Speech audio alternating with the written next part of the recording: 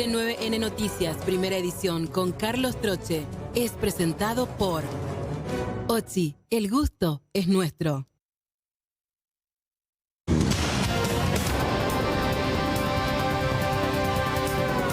De manera irremediable, los hidrocarburos sufrirán un aumento considerable. A ajustarse los cinturones y preparar las billeteras porque se viene un nuevo golpe al bolsillo. Luego de unos años complicados a causa de la pandemia, la situación en el INERAM cambió de manera radical. Desde la dirección reportaron que desde hace 2 semanas están sin pacientes COVID.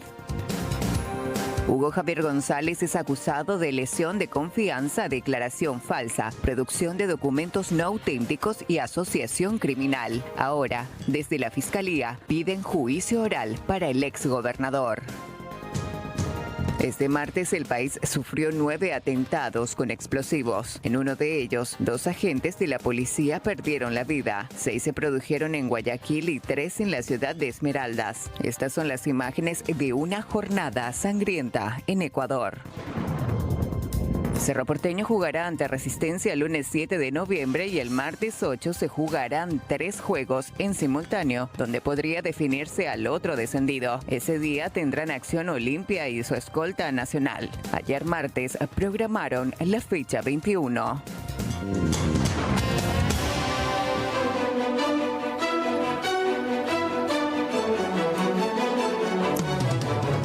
Con 2 minutos en la República ante el Paraguay. Bienvenidos y bienvenidas a nuestra primera edición en esta jornada de miércoles 2 de noviembre. Ayer la feligresía católica, perdón Silvio, ¿cómo estás? ¿Cómo te va, Carlos? Recordaba a todos los santos. Sí. Hoy a nuestros difuntos, el Día de los Fallecidos, donde aquellos creyentes van, visitan a sus seres queridos que ya han partido. Bueno, por eso hoy precisamente los cementerios tienen una visita especial y es una celebración muy afín a aquellos creyentes que creen que después de la vida hay algo más allá, donde finalmente nuestros seres queridos se van a esperarnos. Sí, un encuentro muy íntimo, digamos, que se da en los cementerios del país y sobre todo después de la pandemia, hay que decirlo también. Sí, se da con amplia libertad ya, ¿sí? Exactamente. Hay mucha información, una de ellas va a ser esta, pero la otra también destacada, la de hoy. Sí, efectivamente, la presencia ante la Unidad Fiscal Antisecuestro de esta pareja de indígenas proveniente, en este caso, de la zona del Amambay, pareja que fuera detenida precisamente por su presunta colaboración con la banda terrorista del norte. Ya hay imputación por el hecho punible de asociación terrorista. Supuestamente habrían facilitado ese contacto con la comunidad paita buitena atacada el pasado 23 de octubre por la banda criminal. Según las investigaciones, en bandeja de plata, esta pareja entregó a los integrantes de la comunidad, que algunos de ellos incluso terminaron fallecidos y otro gravemente herido. Es así, se complica la situación procesal. Exactamente. Pero vamos a arrancar cómo va a estar el tiempo. Temperatura muy agradable a estas horas. De frío a fresco. Sí, esta mañana muy frío, ¿eh? Sí. Bueno, pero ¿cómo va a estar el resto?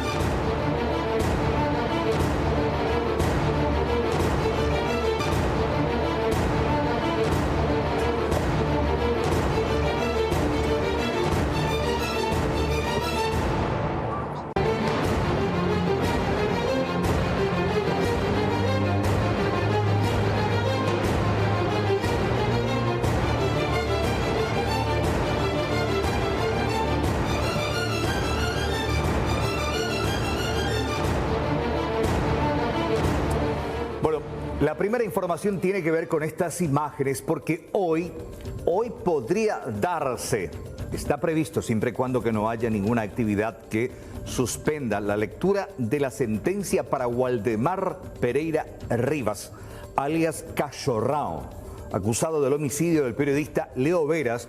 Esto ocurrido el 12 de febrero del 2020 en Pedro Juan Caballero. El juicio se lleva a cabo en la capital del departamento de la Amambay en medio de mucha tensión e inseguridad.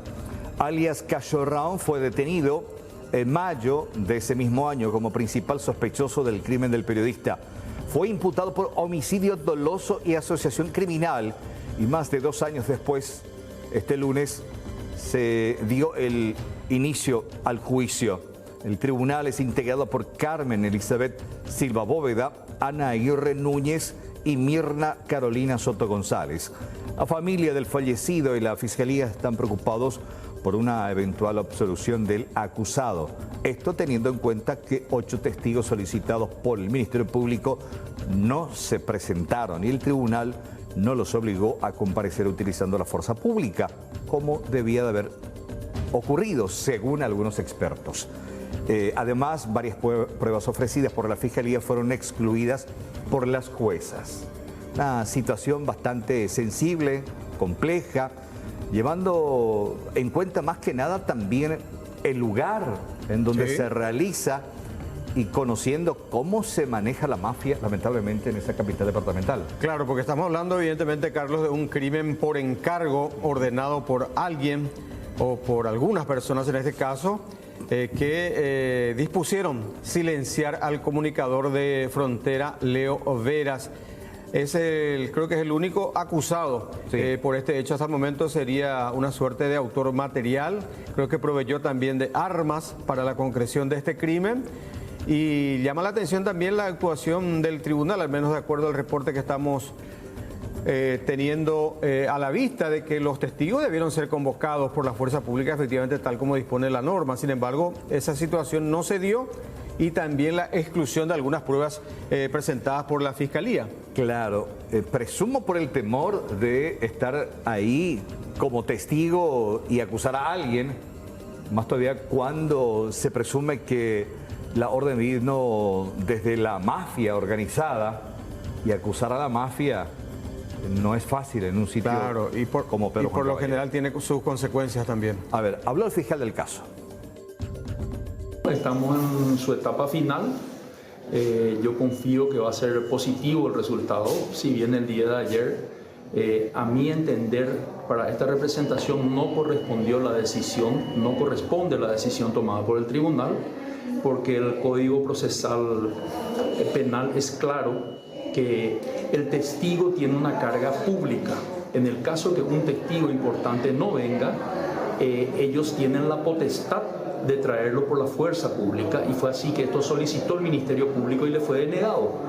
Y más aún teniendo en cuenta que este es un caso grave, este no es un robo de gallina, es un caso de sicariato de una persona, de un comunicador muy importante en la ciudad y sobre todo un ser humano, por lo que nosotros repusimos y no dio lugar el tribunal. Por suerte, estos testigos ya eran complementarios nomás. Los testigos principales ya depusieron, aproximadamente 8, y quedaron sin deponer 8 más.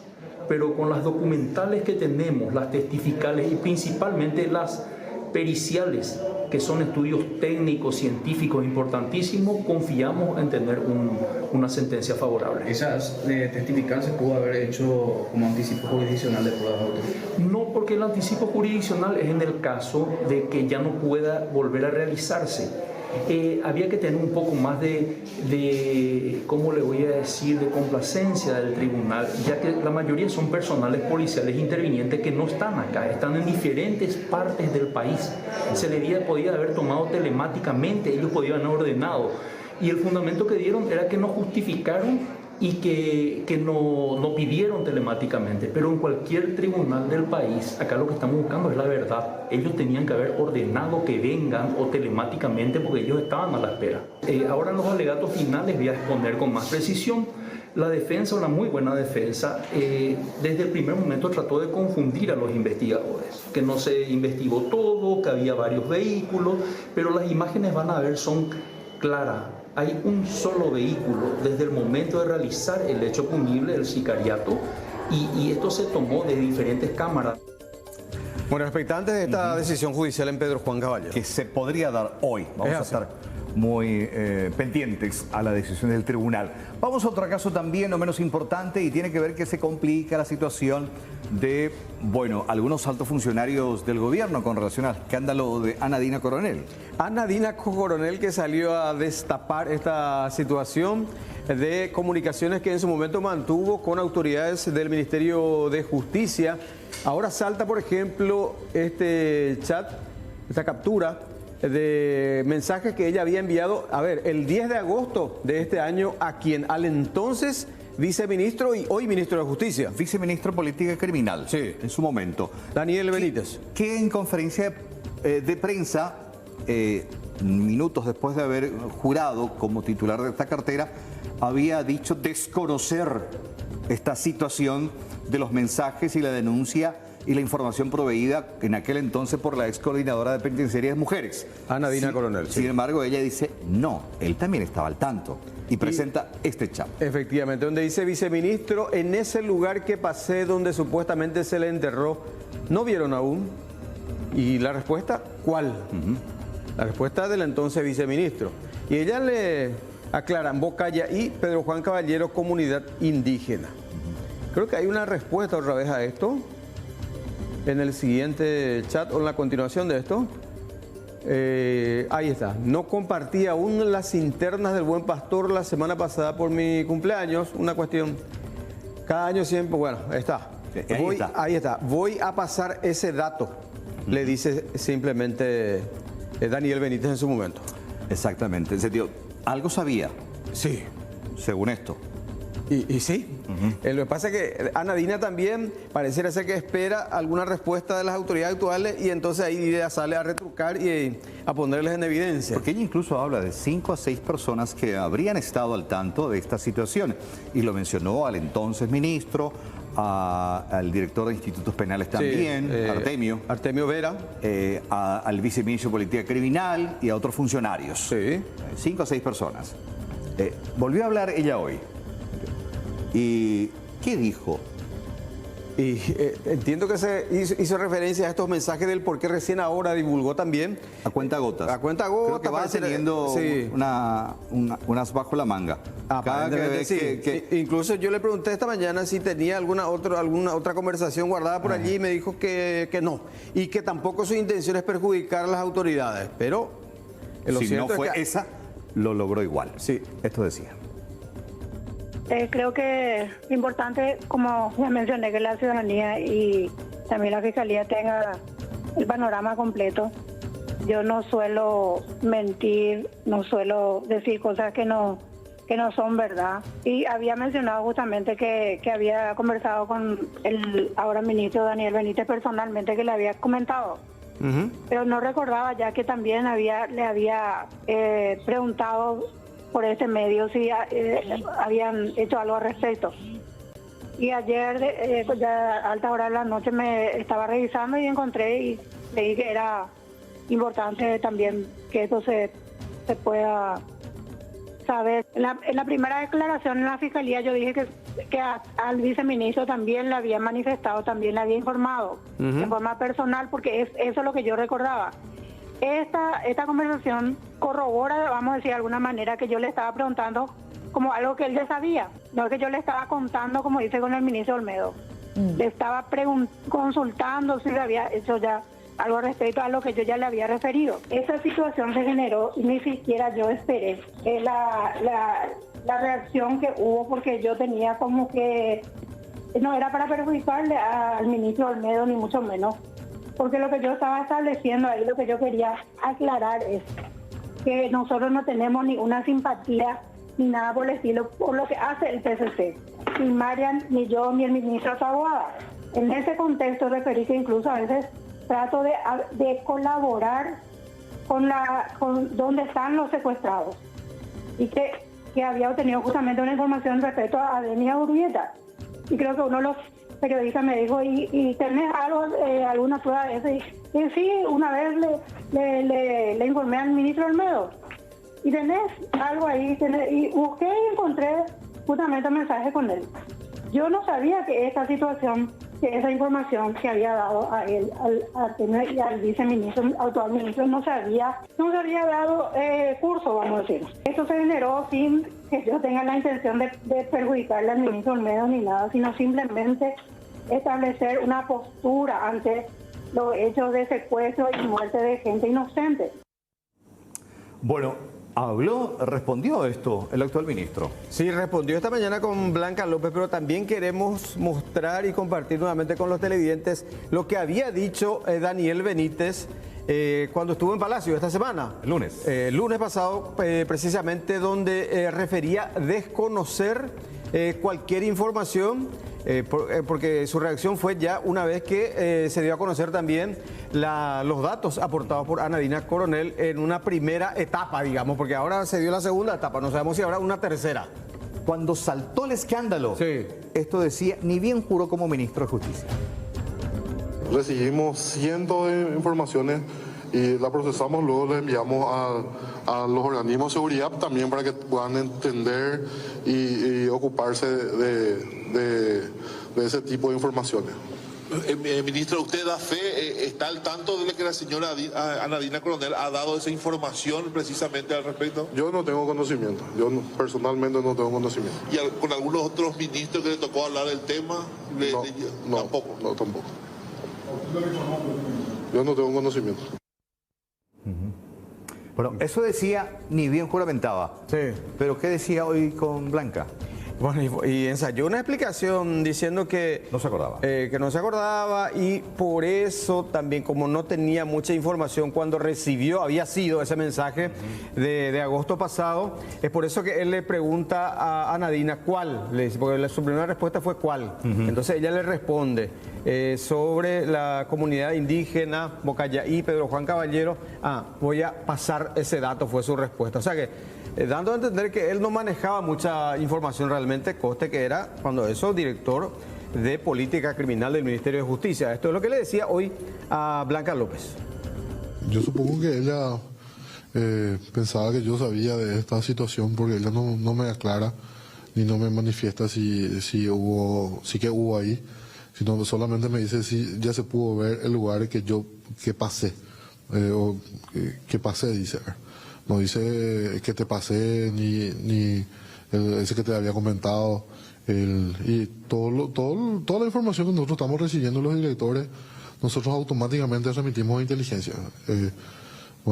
Esta situación, hoy estuve hablando con el jefe de inteligencia de la unidad de inteligencia, y me dice que no hubo mayores datos, que nunca se pudo llevar adelante un procesamiento, porque esta persona no colaboró más con la institución. Este mensaje es de agosto, o sea, transcurrieron como 4 meses o 3 meses, y ella me habla así de un tema que yo no... Tipo de la nada. O sea, no hay un mensaje anterior a este como para que usted entienda a qué se refiere. Por eso yo le pregunto cuál, de verdad, porque, o sea, de qué sorprendió, como de qué me estaba hablando, ¿verdad? Y acto seguido ya le habla del amor que le tienen las internas. Sí, porque creo que era su cumpleaños y le festejaron ahí en el penal, y me estaba comentando eso, ¿verdad? De hecho, que yo hablo con todos los directores, y nosotros en el Ministerio de Justicia tenemos mucha información que entra, que sí o sí debemos, o sea, el canal correspondiente para procesar en la unidad de inteligencia, donde se verifica y se generan los documentos que van posteriormente a la Senat, a la policía, a crimen organizado, a antisecuestro, a los distintos lugares. Por lo que yo pude hablar o conversar con el ministro Olmedo, él le solicitó que presente mayores datos. ¿Un escrito? No, que dé más información, y que sea también por la vía correspondiente. Y después, ese fue un mensaje de mayo, este es un mensaje de agosto, hace unos meses. Toda la información que recibimos, y hoy estuve conversando con el jefe de inteligencia, y le pregunté por qué no recordaba esta situación, porque yo no tenía conocimiento de lo que estaba pasando ahí. Entonces él me dice que no se avanzó en eso. pero porque ella no colaboró, no quiso citar a su fuente. Se habla que sería una interna ex miembro del ACA la que habría facilitado esa información. ¿A Nadina no sabe? Esas informaciones la debería tener ya el Ministerio Público, teniendo en cuenta que ya ha prestado declaración. Nosotros también nos ponemos a disposición. Si el fiscal Delfino cree conveniente que nosotros podemos aportar algún elemento, estamos a las órdenes cuando quiera. De hecho que estamos elevando un informe también que nos había solicitado y estamos para evacuar cualquier tipo de dudas.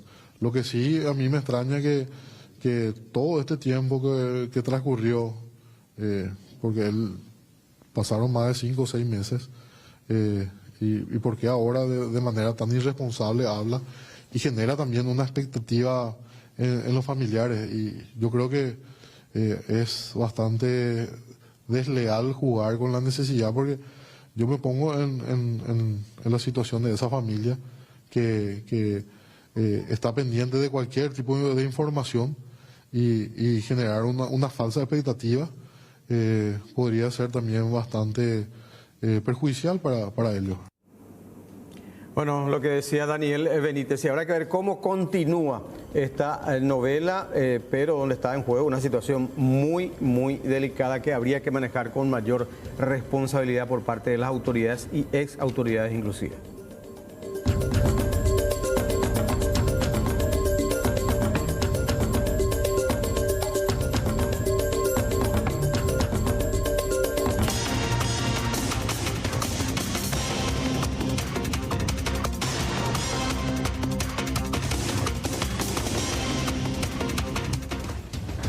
Mitad de semana bastante violenta esta mañana en Villa Elisa. Raúl Guarín nos cuenta los detalles. Adelante. ¿Qué tal, Carlos? Buenas tardes, saludos a todos los televidentes. Aquí nos encontramos en el barrio Gloria María de la ciudad de Villa Elisa. Esta es la calle República Argentina. A este domicilio llegaron aproximadamente 4 delincuentes a bordo de una Funcargo que posteriormente se dio a la fuga. Muy violentos estos tipos que llegaron a bordo de este vehículo que posteriormente huyó de este sitio. Ingresaron por la parte de atrás, maniataron prácticamente al propietario, le pegaron, tiene incluso una herida en la parte del frente. ¿Por dónde ingresaron estas personas? Vamos a mostrar en imágenes por la parte lateral. Incluso hay todavía rastros del automóvil. Fíjense que hay rastros de la llanta de este vehículo. Se ve perfectamente las cubiertas. Se ve todavía acá en este sector, ingresaron hasta este punto y por atrás de la vivienda fue que llegaron a ingresar estos delincuentes para posteriormente ya maniatar a todos los integrantes de esta familia. 3 eran específicamente las personas que estaban aquí dentro. Luego de todo esto empezaron a revolver y a buscar todo lo que había en la vivienda. Incluso ahora están trabajando en el vehículo. ¿Por qué? Porque se llevaron la llave de este automóvil que ustedes ven en imágenes para que de esa manera no puedan seguir a los delincuentes. Y ustedes se van a fijar, ahora vamos a ver este video, la forma en que escaparon estos delincuentes de esta manera. Incluso no cerraron ni su puerta. No, ahí se escuchó, no.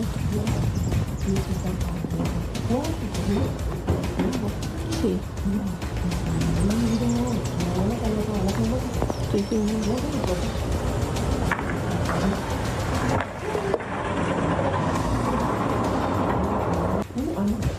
No, ahí se escuchó, no.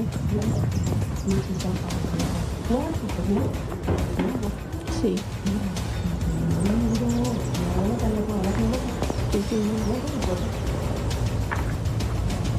Aún los propietarios no manejan qué es lo que se llevaron exactamente porque empezaron a revolver toda la vivienda. Lo que encontraban se llevaban estas personas. Lo llamativo de este hecho es que tenían prendas de la Policía Nacional. Incluso por eso los vecinos pensaron que se trataba de un allanamiento, porque en una parte de atrás del chaleco decía policía.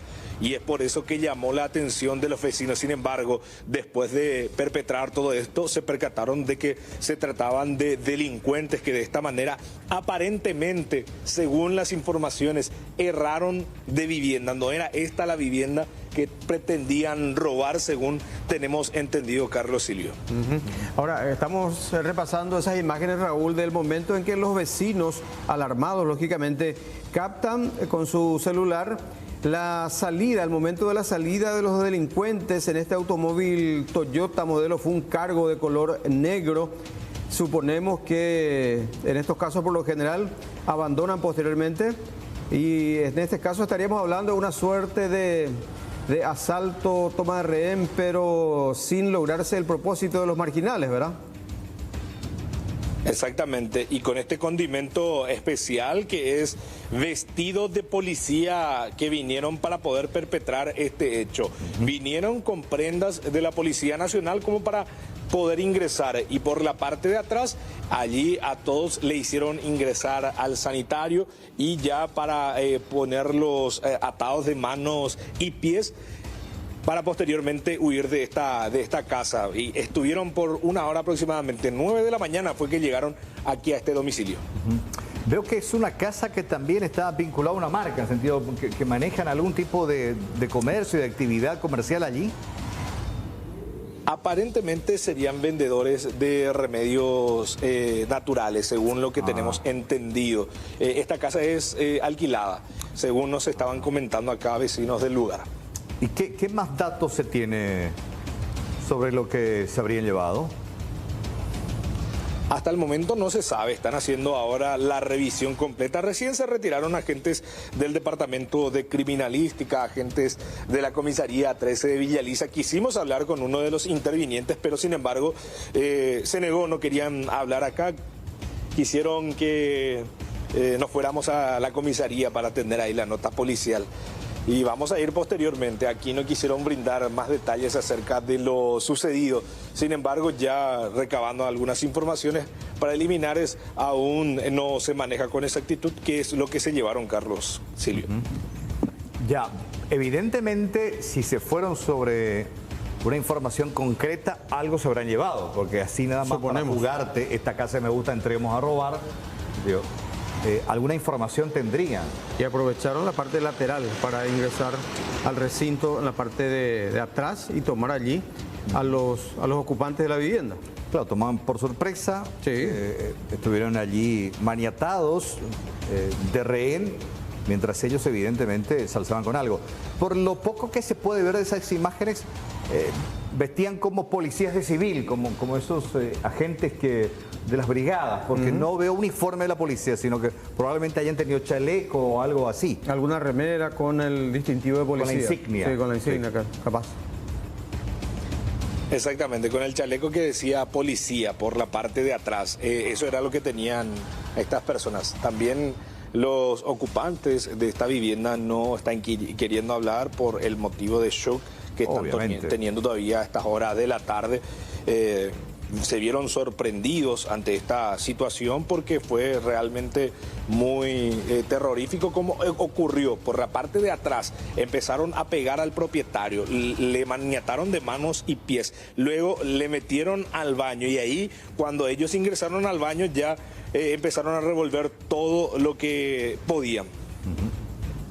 Y sí, me supongo, atados de manos y pies, y toda la familia, totalmente un shock que les va a costar mucho recuperarse. Obviamente respetamos también ese silencio y ese momento. Bueno, Raúl, pendientes a más información sobre el tema. Ahí se puede divisar el sitio por donde habría. La parte posterior, sí. Gracias, gracias, Raúl. Hasta acá. Sí, hasta acá llegaron, hasta acá estacionaron el vehículo, y eso fue lo que le llamó la atención a los vecinos, porque esta es una vivienda que es cuidada por algunos vecinos, ya que la propietaria se encuentra en la madre patria, y es por eso que les llamó la atención que un vehículo de repente ingresara a esta propiedad y posteriormente ya cometan el hecho. Incluso acá se puede observar que echaron parte de esta reja que había para poder ingresar. Sí. Con mucha violencia. Gracias, Raúl. Hasta luego, un placer.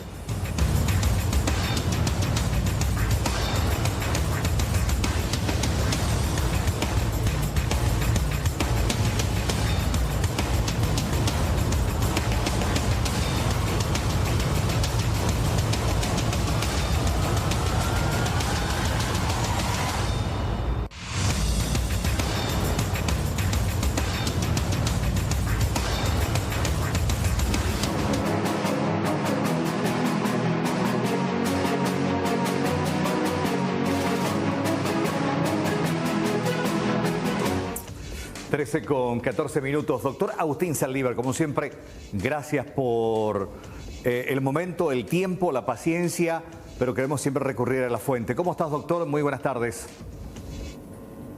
Buenas tardes para ti y para toda la audiencia también.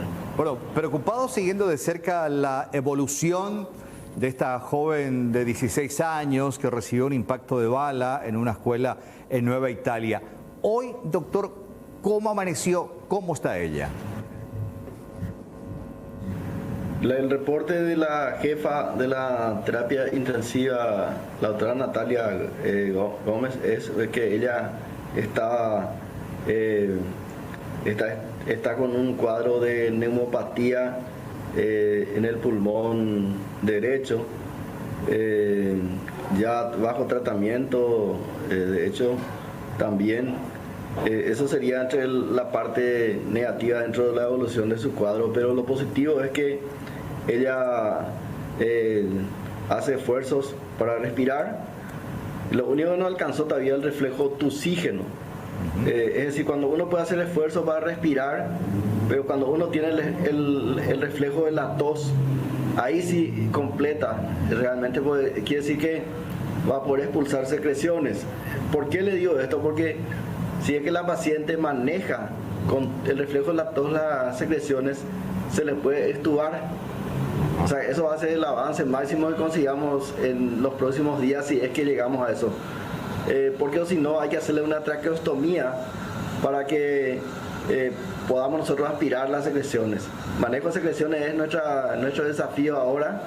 Y por otro lado, lo otro positivo es que ella comenzó a mover el miembro inferior derecho, y también esboza movimientos en el miembro superior derecho.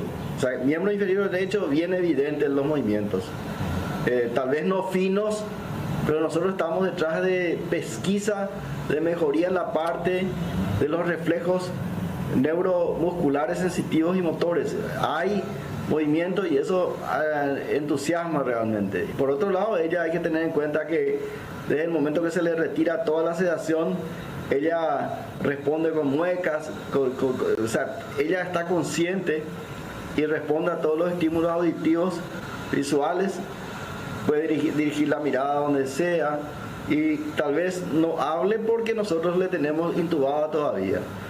Entonces hay avances positivos que rescatamos como equipo de hospital y esperemos que en las próximas horas podamos contarle más novedades positivas.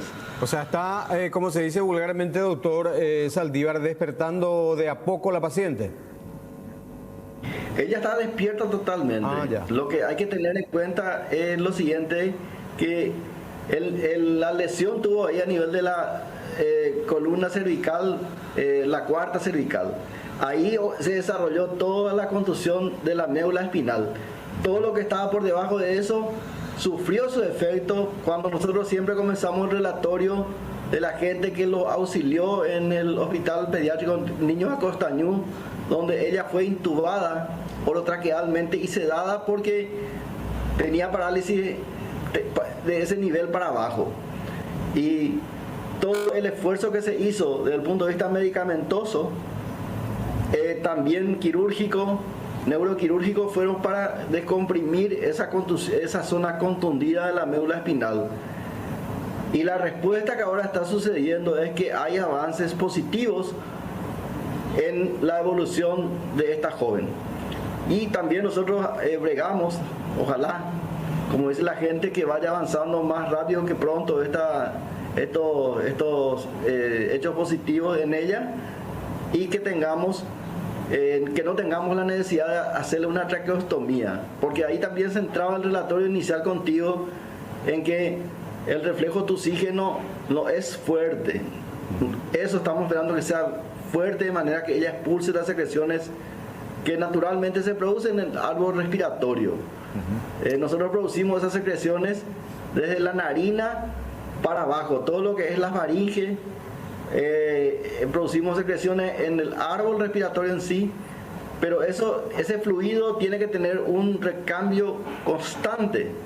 Hay una parte que se absorbe y otra parte que se expulsa para que no se acumulen las partes declives del pulmón. ese reflejo de oxígeno es importante. Si eso no se produce, entonces sí vamos a tener que recurrir a la traqueostomía para seguir ayudándola. Y por otro lado también iniciar ya la parte de kinesioterapia neuromuscular. A ver. Se cortó.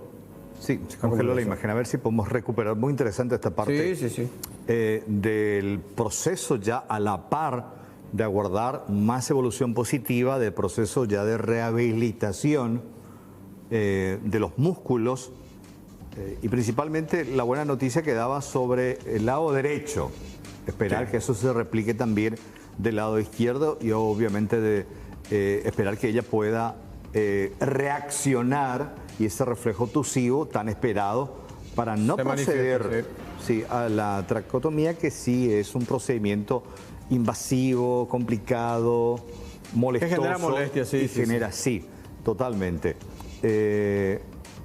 Estamos en ese proceso de recuperar la comunicación al doctor Saldívar, realmente una muy buena noticia. Habló de cierta inflamación en los pulmones también, al inicio. Sí.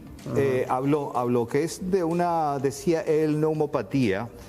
A ver, doctor, ¿me escuchás ahora? Sí, te escucho. Y estaba por conectarme con su equipo para reconectar vía celular porque estoy teniendo problemas en el internet. Pero de todas formas, ahora que recuperamos, intentemos de nuevo.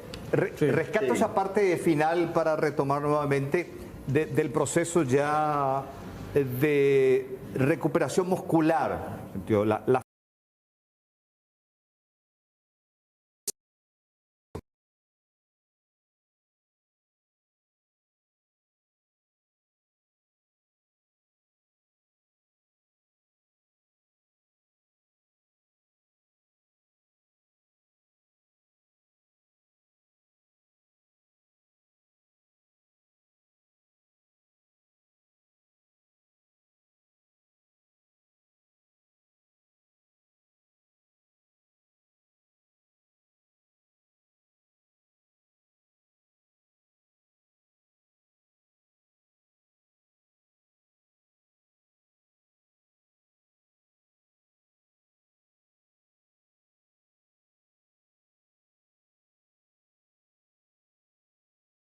en la información que se les da.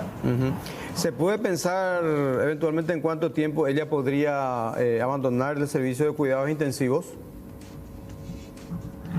Y nosotros hoy justamente consideramos eso con la doctora y ella es muy, digamos, precavida en hablar de tiempo, ya que en una sala, cuando esté ella, debemos tener la seguridad absoluta. Ella es una paciente que una vez le di el ejemplo a alguno de los colegas suyos, paciente que entra en terapia intensiva con este tipo de lesiones, es como si fuera que uno entra en un submarino, se sumerge bajo agua y queda totalmente el comando y la seguridad de ese pasajero queda a cargo de un equipo humano, enfermera, médicos, kinesioterapia, laboratorio, imágenes. Y uno le conduce a estos pacientes y puede haber cuestiones positivas o cuestiones negativas. Uno sale del submarino en superficie cuando uno tiene la seguridad y la certeza de que ese paciente completó el viaje y ya podemos ponerle en una sala común. Ya. Doctor, esa neumopatía a la que usted se refería, ¿tiene que ver como un efecto inmediato de su lesión cervical o por una cuestión exógena, doctor? Lo más frecuente cuando vos tenés un paciente acostado y quieto en un lugar o ladeado hacia un lado, uno tiene que moverlo, y ese manejo de secreciones que le estaba comentando a veces hace que se acumule en ambas bases pulmonares. Las secreciones. Todos nosotros, cuando dormimos a la noche, al levantarnos nosotros, si un médico nos ausculta las bases pulmonares, puede haber, digamos, los ruidos o el murmullo vesicular que le llamamos nosotros a la percepción con el estetoscopio de esos ruidos, puede ser que eso esté disminuido. Esas son las secreciones que se acumulan en la base de una persona normal, pero solamente en las bases. Cuando uno empieza a tener esa manifestación enérgica de la respiración profunda, ya en forma activa, eso desaparece. En los pacientes que entran en terapia intensiva, esto depende de los movimientos que uno puede hacer, y a veces uno tiene limitantes para hacer los movimientos. Claro. Entonces por eso es que cuando uno está bajo el respirador, nosotros interrumpimos brevemente esa ventilación y metemos un tubito dentro del tubo endotraqueal y aspiramos todas las secreciones. Entonces a eso se agrega, por supuesto, los bichitos que hay dentro de la terapia intensiva cuando pasa cierto tiempo en cualquier paciente. Empiezan a agregarse, aparece la fiebre, uno investiga y son gérmenes que están en nuestro ambiente hospitalario. De hecho, tratado con antibióticos que el Comité de Infección de Siempre maneja, cuál es mejor que el otro. Pero es lo que estamos con esta paciente. Pero es una cuestión que ocurre a diario y estamos acostumbrados con ello. Doctor, muchas gracias, como siempre, por su tiempo. Vamos a estar muy pendientes a la evolución de esta joven. Muchas gracias, un fuerte abrazo. Igualmente a ustedes, a la audiencia y sobre todo, estamos a disposición.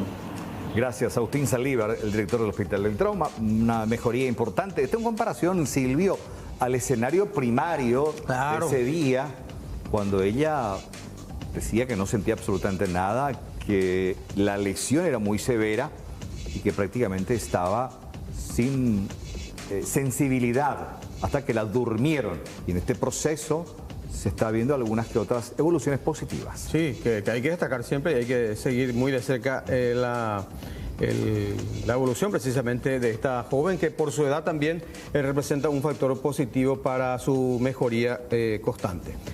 Momento de un consejito, por supuesto, tenemos que hablar de Fleming. Te invitamos a ser parte de esta experiencia Fleming y vivir un estilo de vida pleno a favor de tu bienestar y de tu futuro, porque sabemos que lo más valioso es tu salud. Fleming Medicina Prepaga te ofrece la mayor red de cobertura médica del país en todo el territorio nacional. Fleming, tu oportunidad de vivir intensamente a través de planes médicos integrales, adaptados a tus necesidades y sobre todo posibilidades, planes familiares, individuales, corporativos y enfocados también en la tercera edad. Elegí con Fleming tu plan de vida.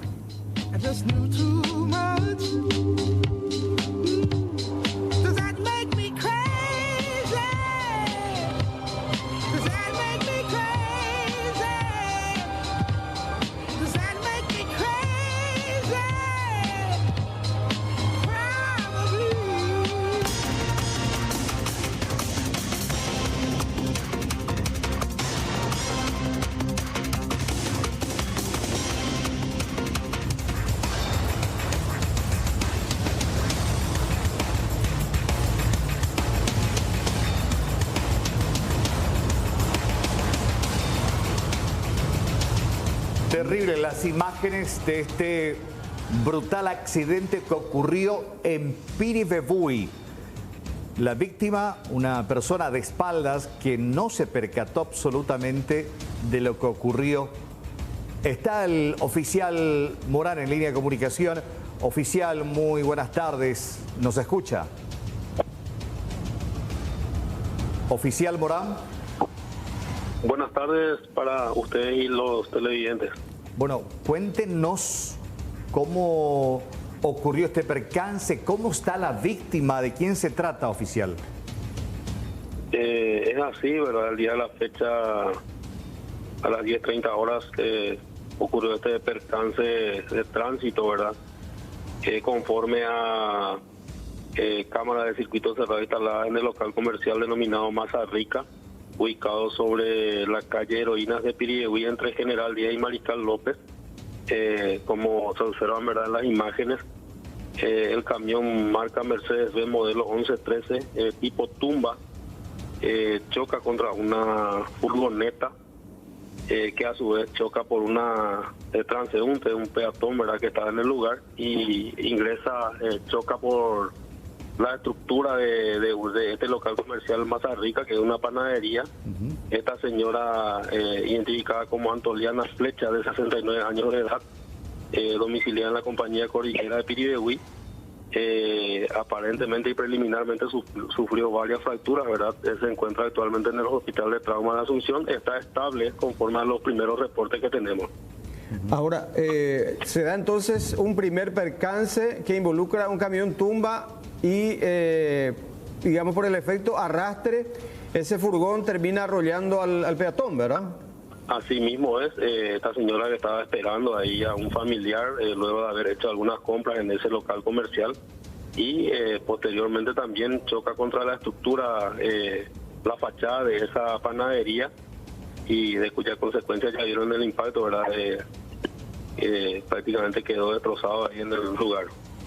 ¿Qué dice el conductor del camión tumba, que fue el principal responsable de este accidente?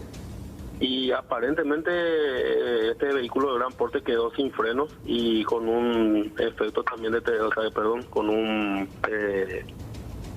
con un efecto, vamos a decirle, que estaba cargado con piedra bruta este camión. Se imagina el peso y con la velocidad que traía.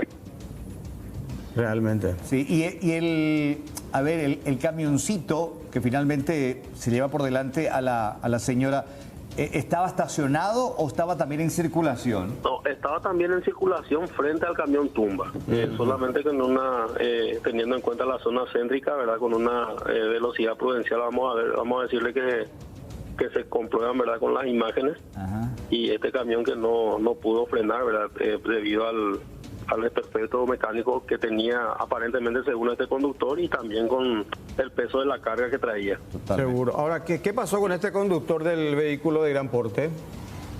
Este conductor fue identificado como Wilson Mesa Sanabria, paraguayo de 32 años, es también de la ciudad de Piribehuí, de la compañía de acá. Él fue trasladado a la comisaría, posteriormente al cuartel de la patrulla caminera de Ciudad Ayala para la prueba de alcohol, arrojó 0,0 miligramos por litro negativo y fue liberado por disposición fiscal.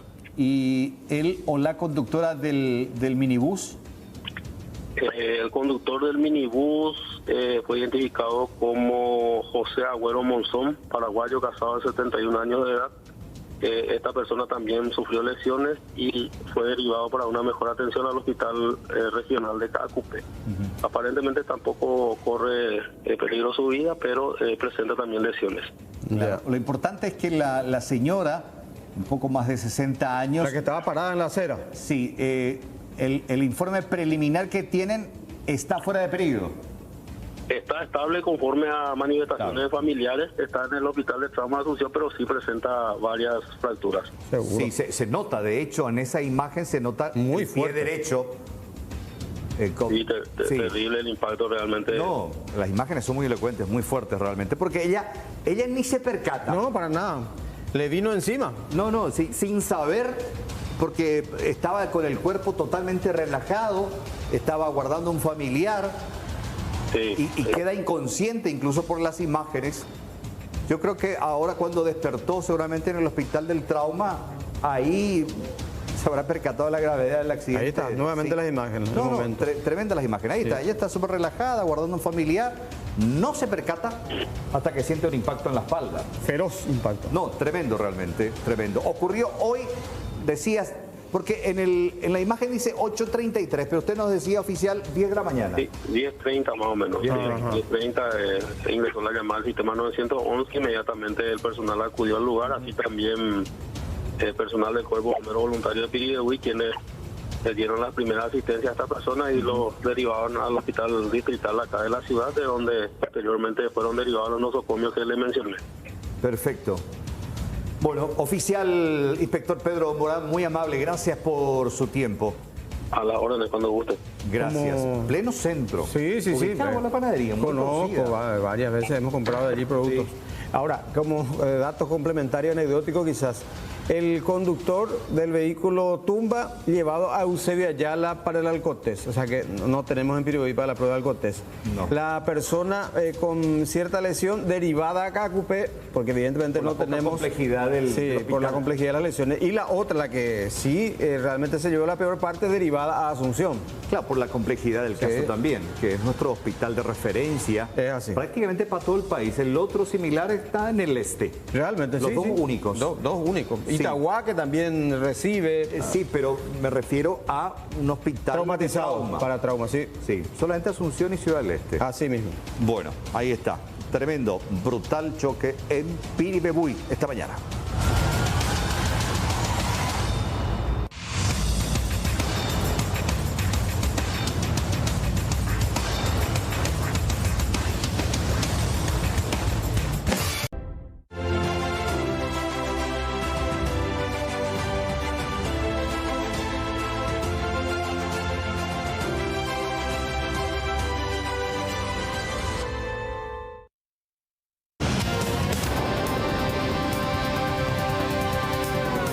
De manera irremediable, los hidrocarburos sufrirán un aumento considerable. A ajustarse los cinturones y preparar las billeteras porque se viene un nuevo golpe al bolsillo. Luego de unos años complicados a causa de la pandemia, la situación en el INERAM cambió de manera radical. Desde la dirección reportaron que desde hace 2 semanas están sin pacientes COVID. Hugo Javier González es acusado de lesión de confianza, declaración falsa, producción de documentos no auténticos y asociación criminal. Ahora, desde la Fiscalía, piden juicio oral para el exgobernador. Este martes el país sufrió 9 atentados con explosivos. En uno de ellos, 2 agentes de la policía perdieron la vida. 6 se produjeron en Guayaquil y 3 en la ciudad de Esmeraldas. Estas son las imágenes de una jornada sangrienta en Ecuador.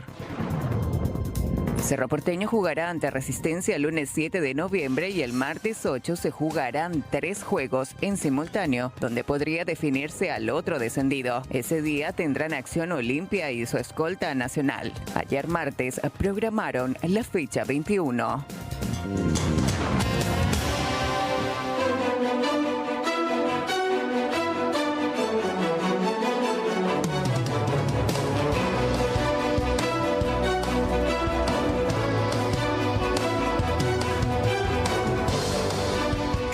Con 1 minuto en la República ante el Paraguay, 21 grados la temperatura, jornada muy agradable.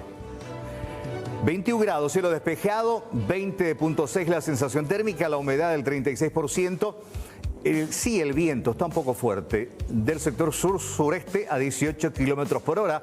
La tarde vamos a llegar a la máxima, 22, no va a variar mucho lo que se siente a estas horas. La noche sí, ya el proceso de descenso, a abrigarse porque va a ser frío entre esta noche y madrugada. La mínima para mañana es de 9 grados. Ya por debajo de 10 se habla de frío.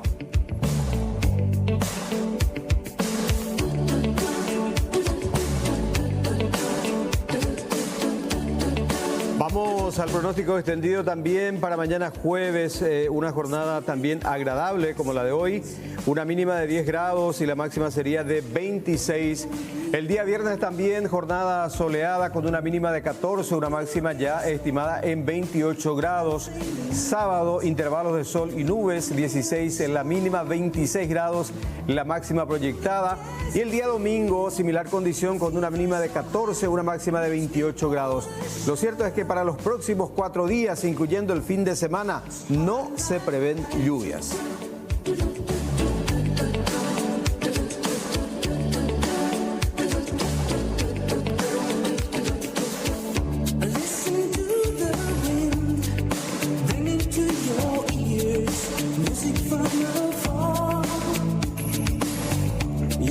Bueno, 14 con 3 minutos. Tenemos invitados especiales esta mañana, esta siesta, perdón, aquí en C9N. Son chicos de un jardín, Crecer Jugando, de Sajonia, vecinos pequeñitos que vinieron a visitarnos, querían ver cómo se hacía televisión en vivo. Lo invito Por supuesto. Doctor Cuevas, para conocer a nuestros nuevos amiguitos y amiguitas. Hola, ¿cómo están? No les escucho. Hola, ¿cómo están? Ahí está. Muy bien. Bueno, yo soy Carlos, el tío Carlos. Cuidado, ella está con su bebé, no molestarla. ¿Quién duerme? Tu bebé, ¿cómo se llama? ¿Él es Tirica? ¿Vos le conociste a Tirica? ¿Sí?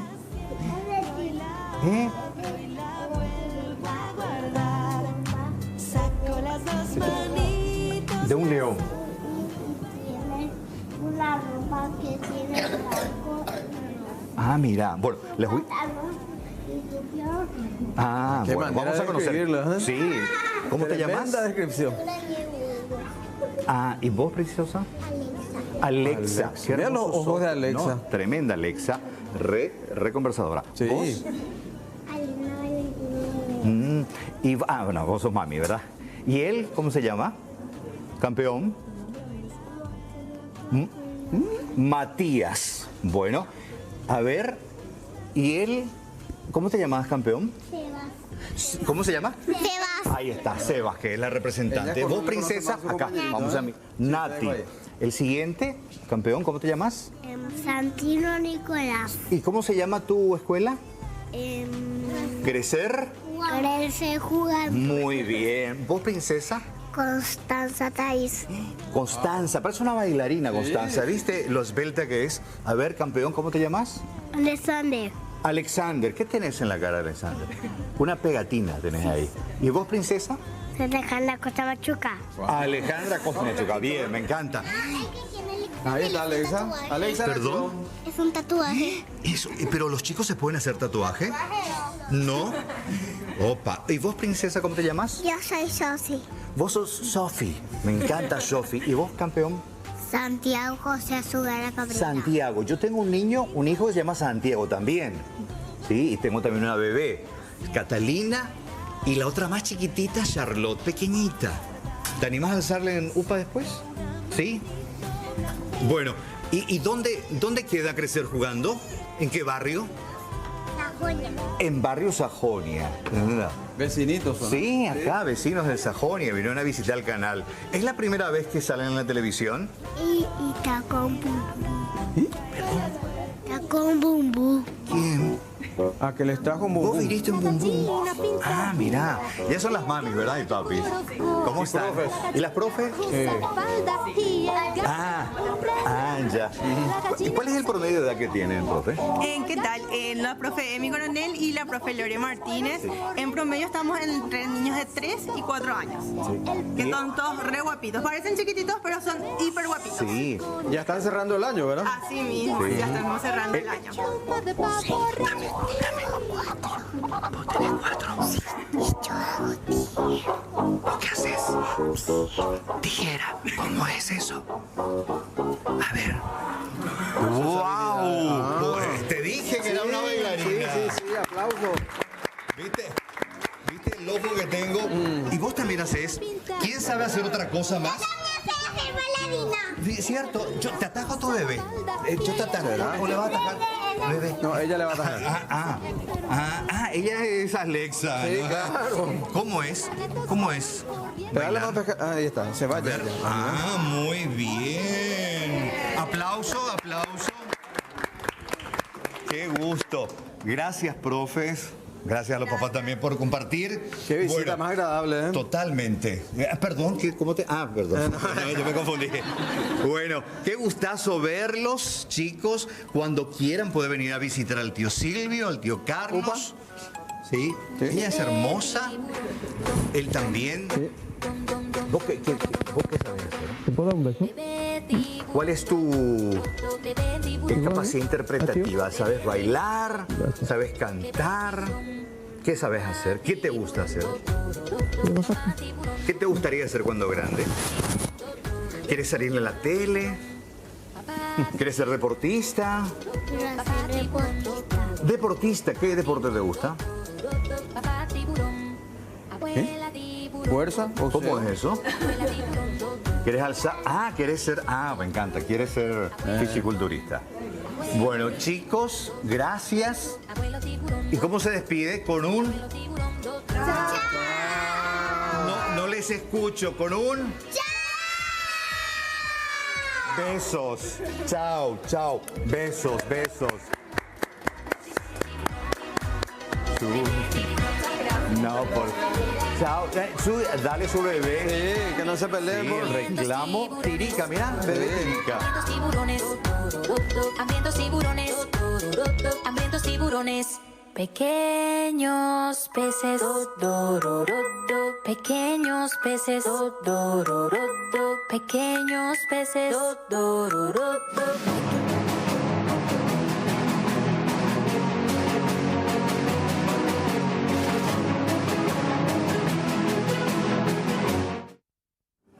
Bueno, 14:09. ¿Está Vero en comunicación? Alexis en vivo. ¿Qué información tenemos, Alexis? Adelante.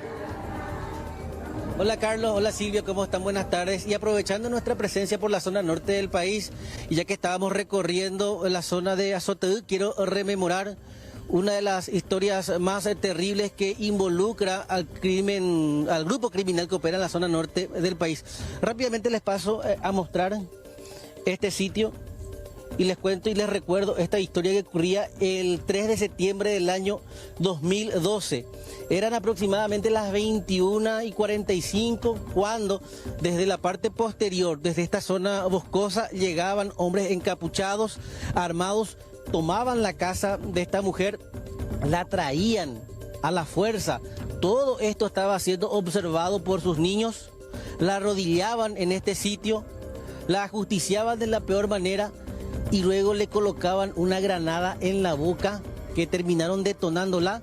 Evidentemente la mujer, y voy a ser muy explícito, termina despedazada bajo la atenta mirada de sus niños que se encontraban en ese bananal que también formaba parte de la zona trasera, del patio trasero de la casa. ¿De quién estamos hablando? De Eusebia Maíz, asesinada en ese entonces, Carlos, por sus propios sobrinos, Coco Bernal Maíz, Antonio Bernal Maíz, quienes posteriormente se alistaron a la agrupación campesina armada, lideraron ese grupo con los hermanos Jara Larrea, se desplazaron a la zona de Arroyito y perpetraron el secuestro de Arlan Fick. ¿Cuál fue el pecado de la mujer que fue ejecutada en este sitio? De Eusebia Maíz, una sacrificada madre. Haber proporcionado información a inteligencia en aquel entonces de la Policía Nacional, molestó a los integrantes del EPP, molestó a sus sobrinos y la terminaron asesinando de la peor manera. De la casa humilde que en aquel entonces estaba erigida en este patio que nos conduce a la ruta 8, General Blas Garay, nos separan unos 50 metros. Esta zona fue tomada por el grupo criminal y de aquí a unos 200 metros en línea recta, con dirección a la ruta, otro grupo de la misma nucleación atacaban la comisaría que está sobre la ruta, hiriendo gravemente a 2 suboficiales de la Policía Nacional, quienes fueron derivados posteriormente al Hospital Rigoberto Caballero. Fíjate vos, Carlos, fíjate Silvio, en las imágenes, en algunas fotografías de archivo que compartí, que todavía está este bananal. En una de las fotos ustedes van a ver que ya se encuentra el cuerpo tapado de Eusebia Maíz, y prácticamente hasta acá todo sigue igual a aquella fecha fatídica.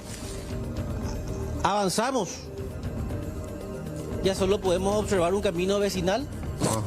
Y nos preguntamos, y vos sabés que una particularidad que quiero comentar con ustedes, fue mi primera cobertura en la zona norte del país. En aquel entonces queríamos conversar con vecinos y nadie quiso hablar. Ya de noche cuando llegábamos, recuerdo en ese entonces con el compañero Anderson Schmuller, y acá había una casita muy humilde, por cierto. Les contaba, en aquel entonces nadie quería hablar por temor del EPP. Ese temor sigue vigente porque queríamos recordar, queríamos saber inclusive qué pasó de los 7 hijos de Eusebia Maíz. ¿Dónde fueron? ¿Con quiénes estaban? Me dice que uno de ellos está cerca con una de sus madrinas y fueron separados, eso sí me confirman, del seno familiar. Son 7 hermanitos, el menor, recuerdo, en ese entonces tenía 3 años, fueron separados por esta situación extrema. Acá salgo a la ruta Blas Garay, hasta hace poco General Elizardo Aquino, kilómetro 382, ciudad de Azoteú.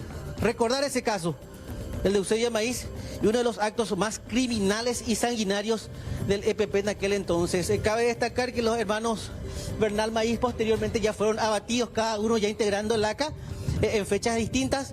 Son los protagonistas del secuestro de Arlan Fic, y en ese entonces, cuando eran abatidos, también quedaba desarticulada o desintegrada la agrupación campesina armada. A propósito de este recorrido que nos trae Azoteú, ya no zona de influencia o de tanta influencia del grupo criminal, porque ellos se desplazaron hacia el Cerro Guazú.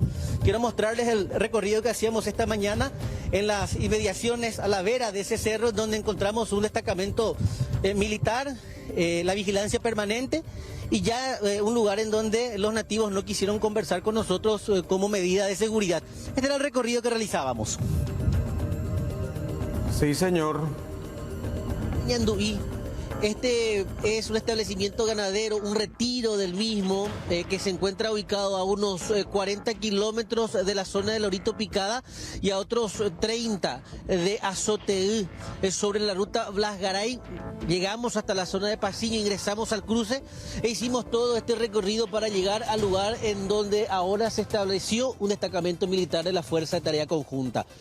Y el sector, ustedes podrán observar en su máximo esplendor al Cerro Guazú, bastión del grupo criminal que opera en la zona norte del país. De hecho, integrantes de este grupo criminal terrorista ideologizado todavía se encuentran ocultos en campamentos de este sector. Podrán notar la fuerte presencia de los tanques, de los militares, que evidentemente al hacer este recorrido deben resguardar sus identidades, deben ingresar a sus bases establecidas en este lugar para evitar ser reconocidos, ya que ellos realizan un trabajo de inteligencia. Además de estos caminos rurales que nos conducen hasta el Cerro Guazú, están los otros tramos que nos llevan también hacia varias comunidades nativas de indígenas que lamentablemente están bajo amenaza o bajo influencia del EPP. También podrán notar que esta es una zona de explotación ganadera. Mucha gente está trabajando a esta hora, realizan, por ejemplo, el rodeo del ganado.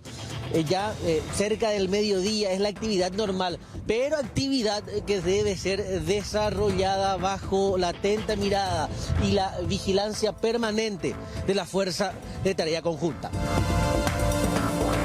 Este es un punto cero.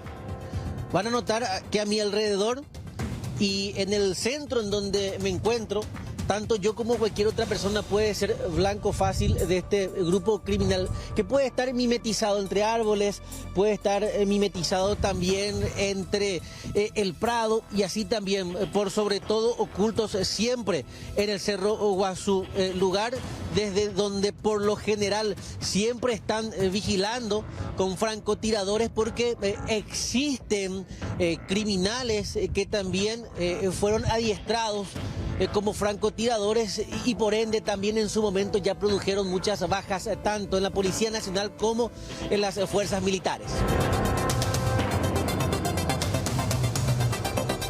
Allá a lo lejos observamos a un grupo de 3 nativas que están caminando por este tramo que conduce a la zona de la ruta Blas Garay hacia Azoteú, hacia Villaú, hacia el departamento de Concepción, y que también evidentemente nos traslada hasta el departamento de San Pedro. En este sector existen al menos 11 comunidades indígenas que se dedican todavía a cazar, a vivir, a subsistir de lo que la naturaleza les provee, pero siempre también bajo la amenaza de este grupo criminal. Este es un sector muy cercano al punto en donde días atrás se produjo el último enfrentamiento entre los nativos, la Fuerza de Tarea Conjunta y el grupo criminal, cuyas bajas fueron sensibles. Siguiendo por los caminos del EPP, la ruta de los terroristas, siempre sobre este tramo que nos conduce al Cerro Guazú y que también comunica la ruta número 8 con la zona de Lorito Picada, nos encontramos con el caudaloso río Upané. En dirección oeste, hacia la zona de Azoteú. Este es el cauce que divide los departamentos de Concepción y San Pedro, respectivamente. ¿Por qué resaltamos a este imponente recurso hídrico? Porque también ha servido en muchas ocasiones como ruta de escape del grupo criminal, teniendo en cuenta que tras producirse secuestros tanto en Concepción como en San Pedro, muchas veces fueron avistados cruzando inclusive este río, el río del EPP.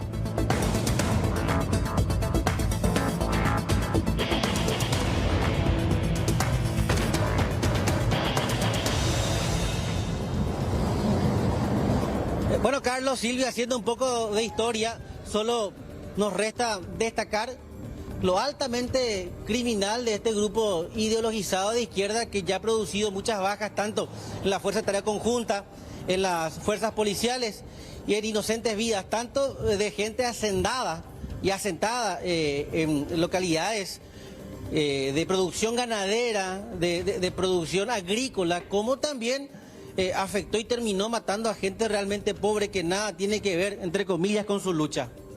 Sí, señor, es así, Alexis, y destacando también el punto de que muchos de los productores agrícolas tienen que operar, digamos, bajo el amparo y la custodia de los organismos de seguridad. El impuesto revolucionario. Sí, para poder desarrollar sus actividades.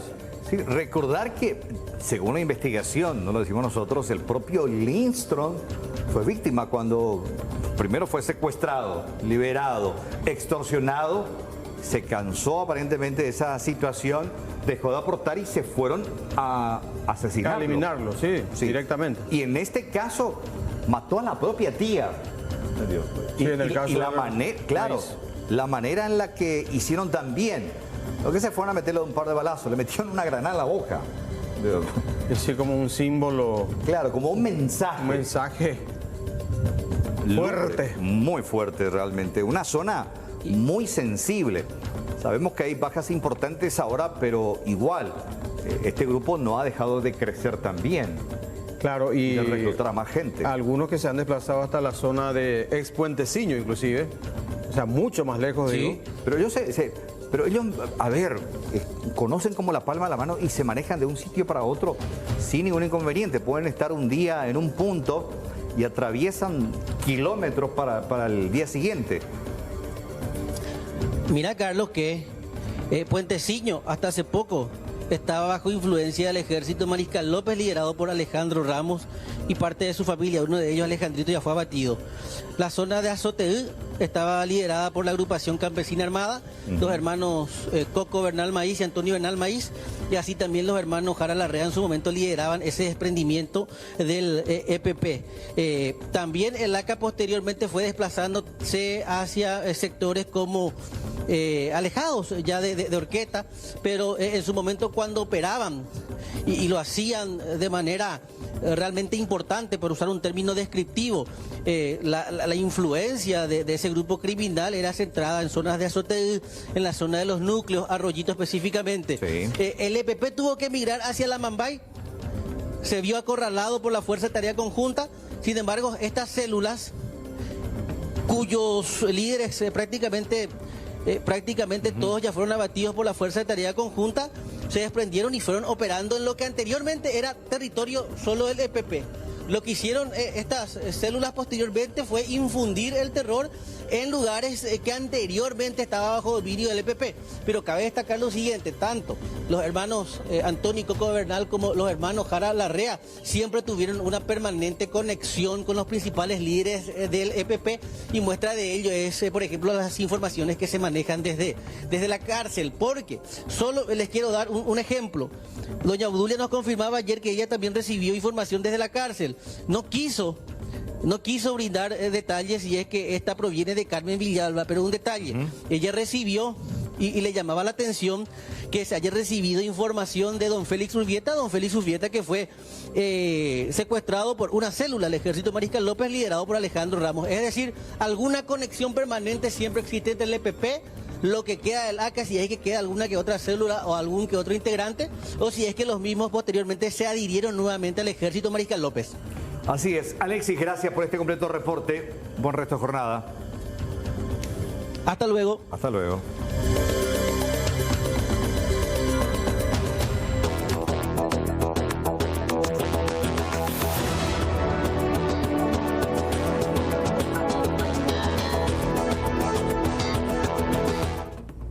Y tenemos que hablar de esta situación de tensión extrema también que afecta varias zonas del territorio boliviano.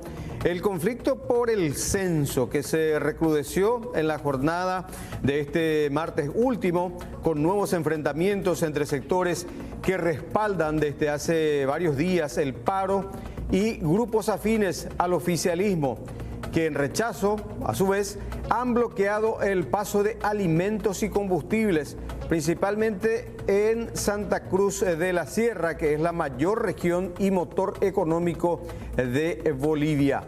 Sin previo aviso, el vocero presidencial confirmó que van por el tercer intento de diálogo para destrabar el paro y bloqueo de rutas en Santa Cruz, producto de su oposición a la postergación del censo nacional. Ambiente, repito, de enfrentamiento, de manifestaciones y de extrema tensión que afecta esa parte del territorio boliviano.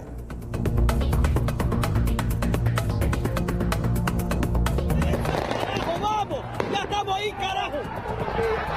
¡Estamos aquí, carajo, en el cerco! ¡Estamos en el cerco, carajo! ¡Pasita, hijo de puta! ¡Están huyendo los perros!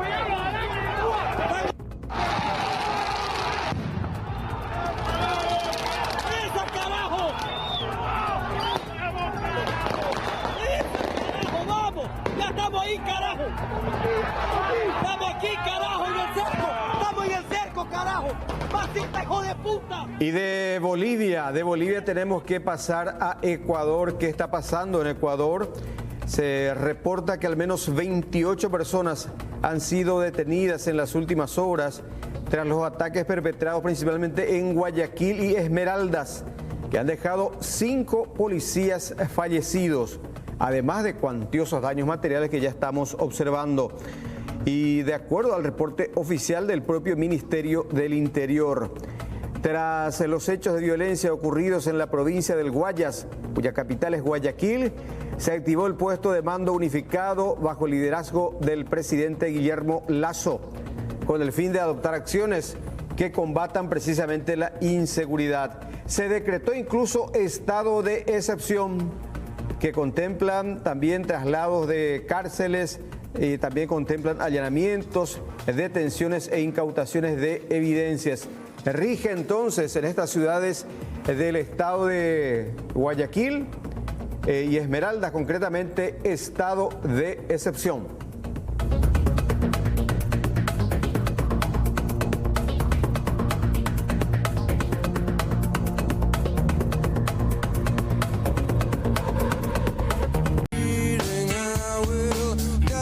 Y de la mano de Teletón conocemos otra fantástica y emotiva historia de lucha y de recuperación. La historia de la pequeña Belén Morán, que vive con su familia en una granja en Nueva Italia. Hola, me mostrar mi granja de vacas, hice cabra y pera, hice chanchos, 5 o 6 nomás hay. Ahí le traje 3 o 4 meses ya y el lento mau ya 5 o 6 meses ella te papá mamá ya y este mau ya le trago por la hay problema que la lleva a la ñaca no moja tan este hoy que ya lo que ya buscamos el estudio raja pepe rajamo o que se rupa veo que curi bebé mañana o que bebé ma ese pollito. Gracias a Dios Ricky está trabajando acá, tiene su sueldo, porque con la pandemia muchísimas personas perdieron su trabajo. Coño, pues la pandemia con Teletón, sí, oye, comunicarla. Y Cindy, y yo llamada, vaya para mi Belén, ya para ejercicio, vaya para Yapuará. Sí o sí, las 2 veces o 3 veces, pues no, y sí o sí, pues, ¿verdad? Belén y su familia son de la ciudad de Nueva Italia. Ellos actualmente se encuentran trabajando como encargados de una granja. Desde un principio de la pandemia tuvimos que buscar estrategias de cómo continuar ese proceso terapéutico que veníamos trabajando con la familia. A la Teletón jugando, pues yo ya por ahí trabajo, ya por ponerla y trabajo. Además de ver de segunda casa, ¿verdad? Te da fuerza verle lograr las cosas y aunque sea de a poco, está logrando. Y te da la motivación para que luches con ella, porque ella también está luchando. Te da el motivo para que vos también le des tu apoyo y que luches con ella. Ay, la pajarita.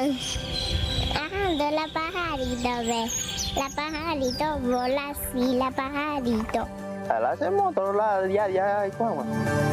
El letón de si algo y que tu mamá, esta familia va a ayudar.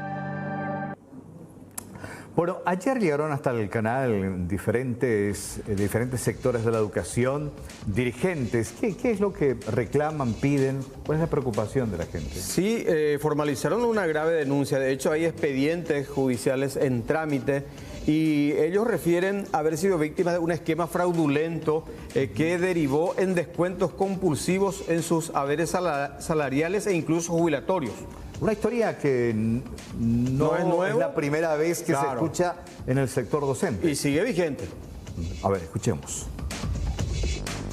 ¡Queremos justicia! ¡Queremos justicia! ¡Queremos justicia! Este grupo de educadores llegó hasta nuestro canal proveniente de Central y varias ciudades del interior, con las copias de sus expedientes. Los educadores denunciaron ser víctimas de un esquema irregular que opera con la venia o complicidad de algunos juzgados. Que se utiliza a la justicia para delinquir. Eso es la conclusión que nuestro sindicato llega. Un consorcio donde los integrantes de este juzgado, específicamente Benjamín Acebal, tanto Ujier, oficial de justicia, la actuaria, el juzgado, más la abogada Zulia Ortiz, ellos utilizan a la justicia, mienten a la justicia, no le notifican a los afectados y van descontando directamente. Exhibieron sendos pagarés por supuestas compras de mercaderías por parte de una empresa comercial inexistente, con el agravante de que las firmas de los educadores habrían sido falsificadas para encaminar los juicios de ejecución que derivan en importantes descuentos compulsivos en los salarios. Que la firma RTO físicamente no existe. Acudimos a la dirección donde figura y no existe. Y la abogada Zulia Ortiz, que es la representante de esta firma, menciona a la representación del sindicato de que ella solamente está haciendo su trabajo de abogada a la firma RTO. No sabe también, no supo explicar si por qué se falsificó la firma, de dónde ella obtuvo esos pagarés, y entonces hicimos la denuncia correspondiente. Doña Leonor Florentín ya está jubilada. Vino desde La Colmena, Paraguarí. También denuncia haber sido víctima del mecanismo fraudulento y un importante descuento mensual. Casi 1.300.000. ¿Por compra que usted no hizo? Sí, no hice.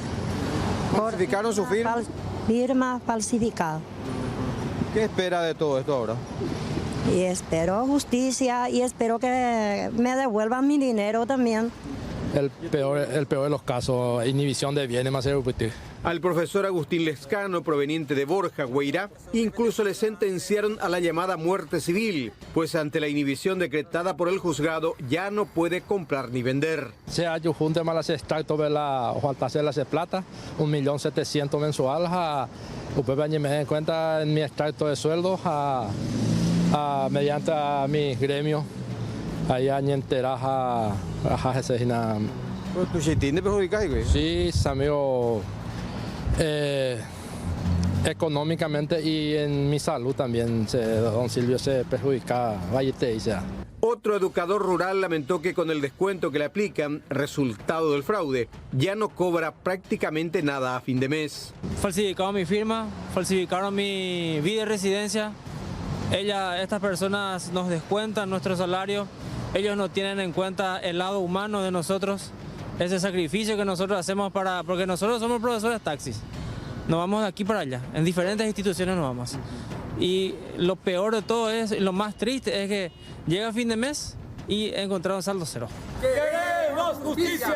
Según los denunciantes, son alrededor de 1000 juicios ejecutivos, muchos de ellos tramitados ante el Juzgado de Paz de Benjamín Aceval, a cargo del magistrado Roberto Ferreira, bajo el impulso procesal de la abogada Sully Ortiz García, quien actúa en representación de la supuesta firma comercial RTO Sociedad Anónima, convirtiéndose el Juzgado de Paz del Bajo Chaco en una suerte de agencia de cobranzas. Los educadores impulsan denuncias ante la Fiscalía, la Superintendencia de Justicia de la Corte. Anunciaron también que pedirá la intervención del jurado de enjuiciamiento de magistrados. ¡Queremos justicia! ¡Queremos justicia!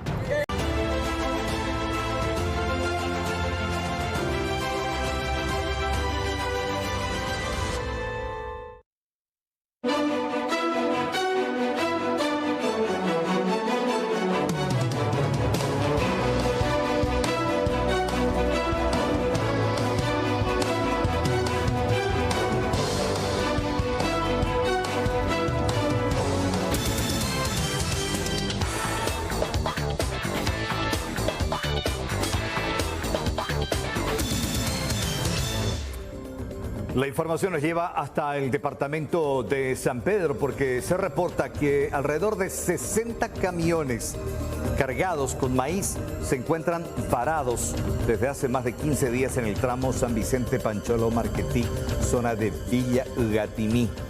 En dicho sector se están realizando trabajos de asfaltado y se desvió el cauce del arroyo Itanará para la construcción de un puente.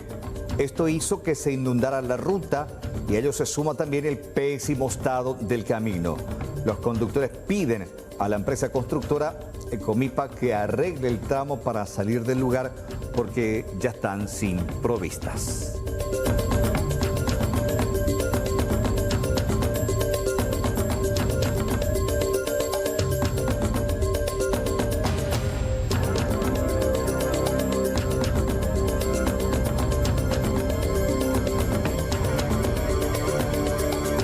Tenemos que hablar de este episodio que tuvo como protagonista principal en calidad de víctima a un trabajador, a un comerciante, un despensero que fue precisamente atacado por asaltantes en su propio negocio. Esto en la zona de Cambiretá, departamento de Itapúa.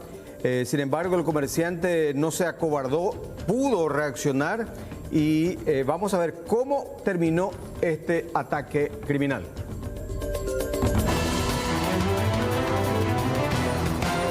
El protagonista de esta historia es un carnicero que se encontraba en su lugar de trabajo cuando ingresa un delincuente y el otro cómplice que le estaba esperando.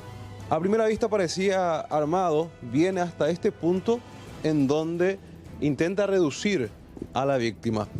¿Cómo reaccionaste en ese momento, señor? No hay problema, tranquilízate, te voy a pasar todo. Me exigía todos los efectivos que yo tenía en caja y le dije, sí, no hay problema, te voy a dar, tranquilo, le dije. Y todo, yo sé que tenés mucho ahí, dame más. Le pasé todo, entonces saqué la caja registradora y le mostré que estaba vacío.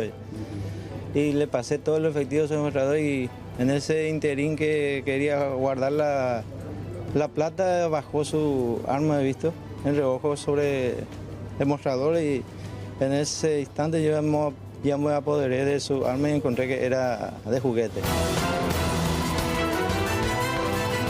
Esta es la pistola real que utilizan los miembros de la Policía Nacional. Es a modo de comparación y este es el arma de juguete que este sujeto ahora ya a cargo de la justicia tenía en su poder. El peso sería casi igual y bastante real según la apariencia. Por suerte el dueño de esta carnicería se percató de que era falsa y de esa manera se animó a abalanzarse encima de este delincuente. Agachado de estos lados, en esa posición. Y dame todo lo que hay mirando la caja, ¿verdad? Y tenés más, dame todo. Ahí baja el arma. Y en ese momento yo le pasé el efectivo y no hay más plata. Le saqué la caja del registrador y le mostré así que está vacío y tomaba este espacio. Sí. Y ahí había la plata, entonces él agarró la plata. Cuando iba a agarrar la plata iba a abrir, creo que el cierre de su mochila y bajó ahí el arma. Al bajar ahí nomás ya le agarré. ¿De qué parte le agarraste? No, agarré el arma. Primero el arma, yo no le toqué a él. Al agarrar el arma ya me percaté que era de juguete. El detenido tiene varios antecedentes y hace exactamente 15 días recuperó su libertad del penal de Itapúa. Su cómplice se dio a la fuga y ahora es intensamente buscado. Pudo verificar sus antecedentes. Según el sistema informático de la Policía Nacional, posee varios antecedentes, ya sea por posesión de marihuana, hurto agravado, robo agravado. Entonces fue puesto ya a disposición del Ministerio Público. En este momento se encuentra ya recluido en la Comisaría Primera de Encarnación. El detenido es Ramón Espinosa Segovia, paraguayo, soltero de 29 años de edad, domiciliado en el Departamento Central. Esta persona, según averiguaciones realizadas, recién recuperó su libertad del Cerezo.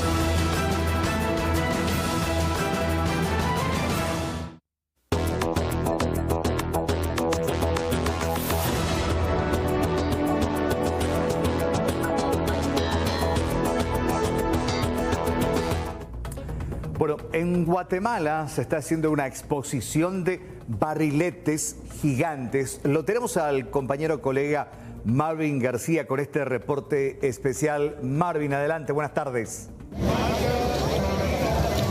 Hola, ¿qué tal amigos de la red de noticias Albavisión? Nos encontramos en Zumpango, Zacatepeques, donde se lleva el festival de barriletes gigantes.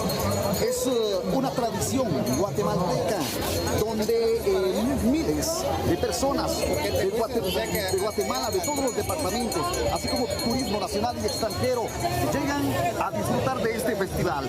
Observe, único en 2 municipios de Zacatepeques, donde se da este festival, Santiago y Zumpango, Zacatepeques, donde usted podrá disfrutar de este colorido, de cada mensaje que lleva cada barrilete. Y es que hay que recordar que hay varios de ellos que están en memoria de las personas caídas, las personas que fallecieron, quienes no superaron el COVID. Y esto hay que tomar en cuenta que fueron 2 años de ausencia de este festival. Esto a raíz de la pandemia, que no podía mantenerse las personas aglomeradas, pero el día de hoy, observe usted el colorido y el mensaje que lleva cada barrilete de diferentes categorías, asociación de barrileteros que se llevan hasta 4 meses para elaborar estos gigantescos barriletes que después son colocados en estructuras de caña de bambú, de Castilla, y utilizan para poder colgarlos y colocarlos en exhibición para que las personas lo puedan observar y puedan ellos disfrutar de este colorido. Observe usted, grandes, pequeños, personas de la tercera edad vienen a visitar y a disfrutar de esta tradicional tradición que es una exposición de barriletes gigantes. Como repito, en Zumpango y Santiago, Zacatepeques se mantiene esta tradición en Guatemala y usted lo podrá observar siempre a nivel mundial con una tradición que llama mucho la atención del turismo extranjero que viaja de diferentes países, qué decir, de departamentos de nuestra querida Guatemala, para poder ellos llegar. En este momento, como ustedes pueden observar, es uno de los barriletes que se coloca en una estructura de caña de Castilla para poder ponerlo a exhibición y posteriormente las fotografías de todos los guatemaltecos que llegan. Para la red de noticias Albavisión, nosotros desde acá, desde Zumpango, Zacatepeques, les transmitimos toda esta información con Aníbal Ruiz en cámara. Yo soy Marvin García desde Guatemala, el reportero de Guatemala, el reportero del pueblo. Bien, excelente, gracias Marvin García desde Guatemala. Sobre esta tradición de conexión espiritual que se tiene a través de estos barriletes en estos días, entre ayer y hoy. Y que también se da luego de la pandemia. Exactamente, barriletes que acá conocemos como pandorga, sí, pero son gigantescos, ¿eh? No, enormes, y tienen coloridos. Claro, un trasfondo espiritual para ellos. Así es. Bueno, antes de despedir, reiteramos este episodio que se daba en pleno centro de la ciudad de Piribebuy.